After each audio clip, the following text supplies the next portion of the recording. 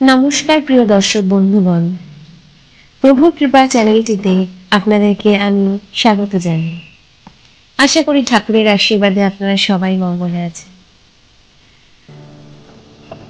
আজ আমি আপনাদের কাছে ঠাকুরের যে চিত্র, যে ছবি, যেটি ঘরে ঘরে পূজিত হয়, সেই সম্পর্কে আপনাদেরকে অবগত করতে এসেছি।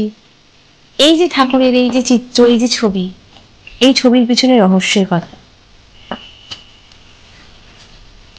গল্পটি হলো ভগবান শ্রী রামকৃষ্ণের ক্যামেরায় তোলা জীবদ্দশার ছবি।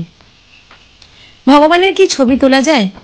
কখনোই সম্ভব নয়, যদি না নিজে তিনি কৃপা করে জীবের উদ্ধারের জন্য আকার ধারণ করে অবতীর্ণ হন এই ধরাধামে এবং তার পাদপদ্ম উপাসনার সুবিধার্থে রেখে যান ভক্তদের জন্য সেই অপূর্ব রূপের আলোকচিত্র।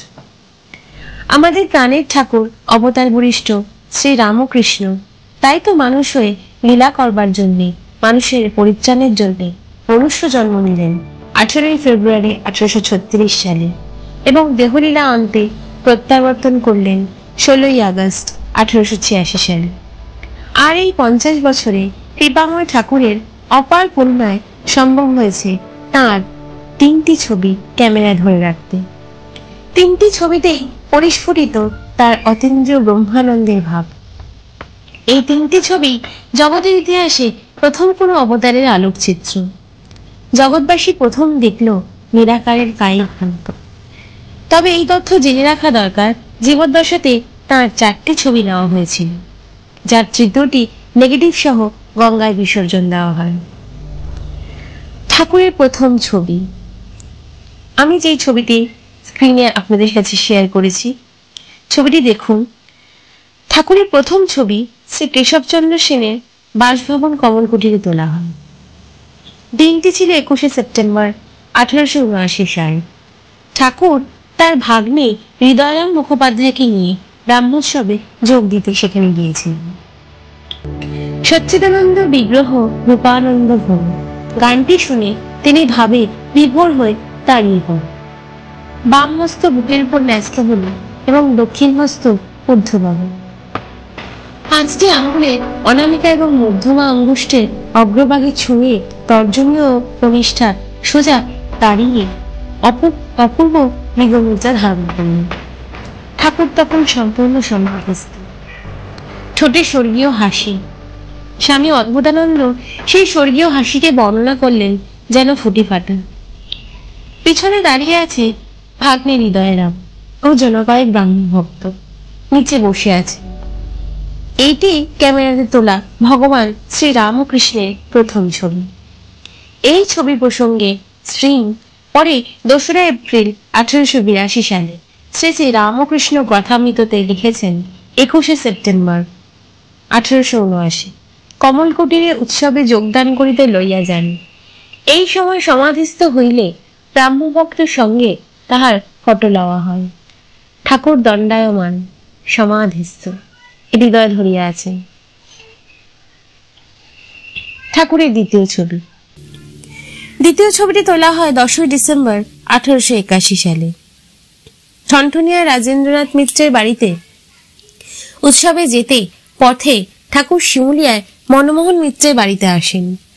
গৃহী ভক্ত সুরেন্দ্রনাথ মিত্র তখন ঠাকুরকে রাধাবাজার বেঙ্গলে ফটোগ্রাফার স্টুডিওতে নিয়ে আসেন, তাকে তার ইচ্ছা অনুযায়ী ক্যামেরাতে কিভাবে ফটো তোলা হয় তা দেখাতে। ঠাকুরের সঙ্গে ছিলেন স্বামী অভেদানন্দ এবং স্বামী অদ্ভুতানন্দ। বেঙ্গল ফটোগ্রাফার স্টুডিওতে তোলা হলো ঠাকুরের দ্বিতীয় ছবিটি, যাতে দেখা যায় ঠাকুরের ডান হাত একটি গোল থামের ওপর। ছবি তোলার পদ্ধতি বুঝে পরে কেশব সেনকে বলেছিলেন, শুধু কাচের উপর ছবি থাকে না, তাতে একটু কালি মিশিয়ে নিতে হয়। তেমনি শূন্য মনে ঈশ্বরের কথা কখনো ছাপ ফেলে যায় না, উড়ে যায়। অনুরাগ ও ব্যাকুলতা মাখানো থাকলে সে কথার অর্থ পরিষ্কার হয়, মনে ছাপ ফেলে। আপনারা ছবিটি দেখুন, আমি স্ক্রিনে শেয়ার করেছি। ঠাকুরের কি অপূর্ব রূপ! ফটোটি দেখলেই বোঝা যায় যে ঠাকুর নিজেই চেয়েছিলেন যে ছবির মাধ্যমে মানুষ তাকে যুগে যুগে যেন মনে রেখে দিতে পারে। তৃতীয় ছবি উল্লেখ আছে স্বামী নির্বাণানন্দের স্মৃতিকথায়।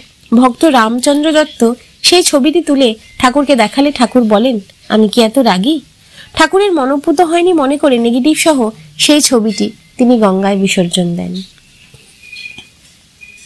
ঠাকুরের চতুর্থ ছবিটি, যেটি স্বামী বিবেকানন্দের সহায়তায় তোলা হয়েছিল এবং যে ছবি দেখে ঠাকুর বলেছিলেন এই মহাযোগের লক্ষণ, এ ছবি কালে ঘরে ঘরে পূজা হবে, সেই ছবি তুলতে ঠাকুর প্রথমে মত দেননি।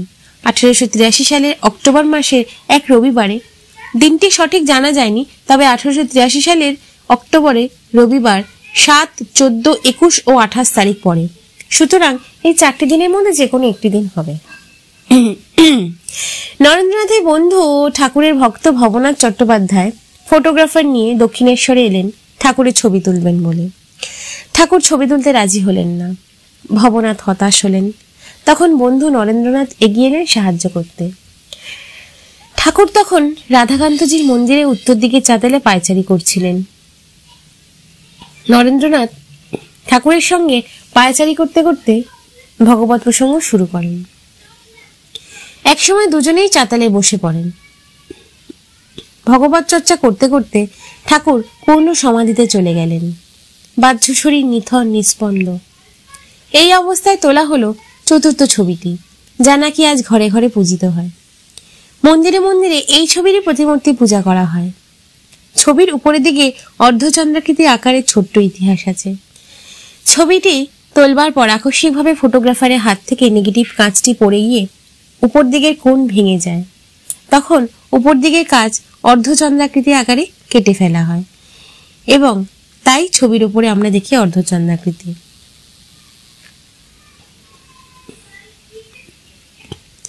21শে সেপ্টেম্বর 1779 সালে কমল কুটিরে ঠাকুরের প্রথম ছবি তোলা হয়। জয় ভগবান শ্রী রামকৃষ্ণ, জয় অবতার বরিষ্ঠ ঠাকুর শ্রী রামকৃষ্ণ। ঠাকুরের এই ছবি সম্পর্কিত যে তথ্য, সেটা আমরা স্বামী বিভাত্তানন্দ মহারাজের থেকে জানতে পারি। সৌজন্যে রামকৃষ্ণ শরণায়।